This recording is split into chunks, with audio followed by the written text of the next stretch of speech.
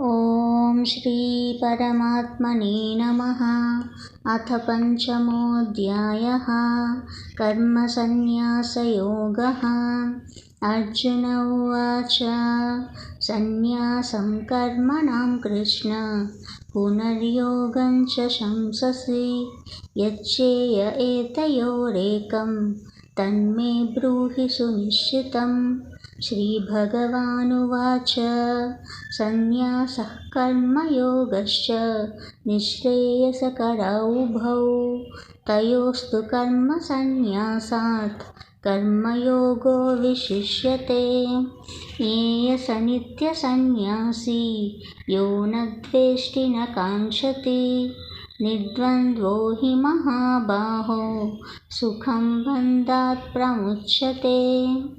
सांख्ययोगौ पृथक् बालाः प्रवदन्ति न पण्डिताः एकमप्यास्थितः सम्यक् उभयोर्विन्दते फलम्। सत्यांशै प्राप्यते स्थानं तद्योगैरपि गम्यते। एकं सांख्यं च योगं च यः पश्यति स पश्यति।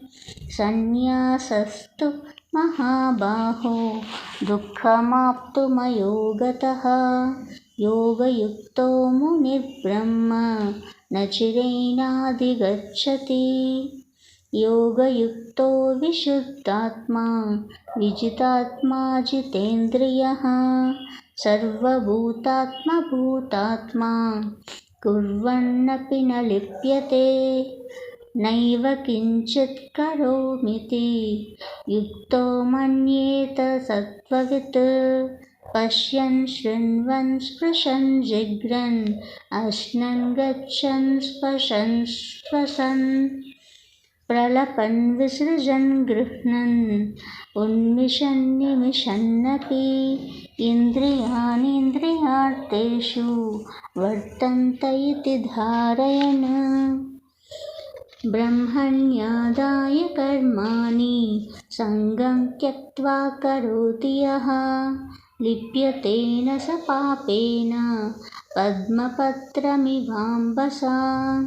कायेन मनसा बुद्ध्या केवलैरिन्द्रियैरपि योगिनः कर्म कुर्वन्ति सङ्गं त्यक्त्वात्मशुद्धये। युक्तः कर्मफलं त्यक्त्वा शान्तिमाप्नोति नैष्ठिकीम्। अयुक्तः कामकारेण फले सक्तो निबध्यते। सर्वकर्माणि मनसा सन्न्यस्यास्ते सुखं वशी। नवद्वारे पुरे देहि नैव कुर्वन्न कारयन्। न कुर्वत्वं न कर्माणि लोकस्य सृजति प्रभुः। न कर्मफलसंयोगं स्वभावस्तु प्रवर्तते। न दत्ते कस्यचित् पापं न चैव सुकृतं विभुः। अज्ञानेनावृतं ज्ञानं तेन मुह्यन्ति जन्तवः। ज्ञानेन तु तदज्ञानं येषां नाशितमात्मनः तेषामादित्यवज्ञानं प्रकाशयति तत्परम्। तद्बुद्धयस्तदात्मानः तन्निष्ठास्तत्परायणाः गच्छन्त्य पुनरावृत्तिं ज्ञाननिर्धूतकल्मषाः।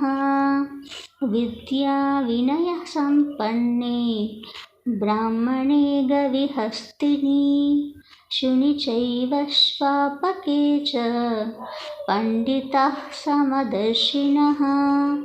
इहैव तैर्जितः सर्गः येषां साम्ये स्थितः मनः। निर्दोषं हि समः ब्रह्म तस्माद् ब्रह्माणि ते स्थिताः। न प्रहिह्ये प्रियं प्राप्य नोद्विजेत् प्राप्य च प्रियम्।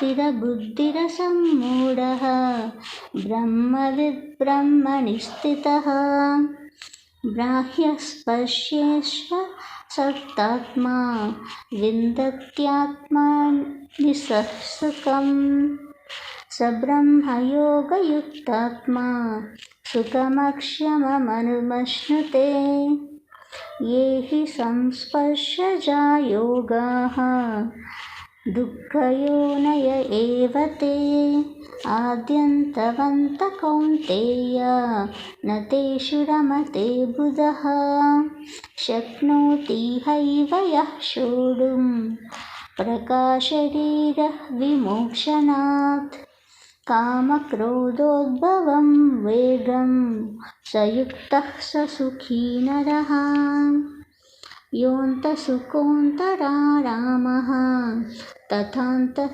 ज्योतिरेव यः स योगी ब्रह्मनिर्वाणं ब्रह्मभूतोऽधिगच्छति लभन्ते ब्रह्मनिर्वाणं ऋषयः क्षीणकल्मषाः चित्रद्वैधायतात्मानः सर्वभूतहिते रताः कामक्रोधवियुक्तानां यतीनां यतचेतसाम् अभितो ब्रह्मनिर्वाणं वर्तते विदितात्मनां स्पृशान् कृत्वा बहिर्ब्रह्मान् नक्षुक्षैवान्तरे भृगोः प्राणापानौ समौ कृत्वा नासाभ्यन्तरचारिणौ यतेन्द्रियमनोबुद्धिः मुनिर्मोक्षः परायणः विगतेच्छाभयक्रोधः यः सदा मुक्त एव सः भोक्तारं यज्ञतपसां सर्वलोकमहेश्वरं सुहृदं सर्वभूतानां ज्ञात्वा मां शान्तिमुच्यते। ॐ तत्सत् इति श्रीमद्भगवद्गीतासु उपनिषत्सु ब्रह्मविद्यायां योगशास्त्रे श्रीकृष्णार्जुनसंवादे कर्मसन्न्यासयोगो नाम 5मोऽध्यायः।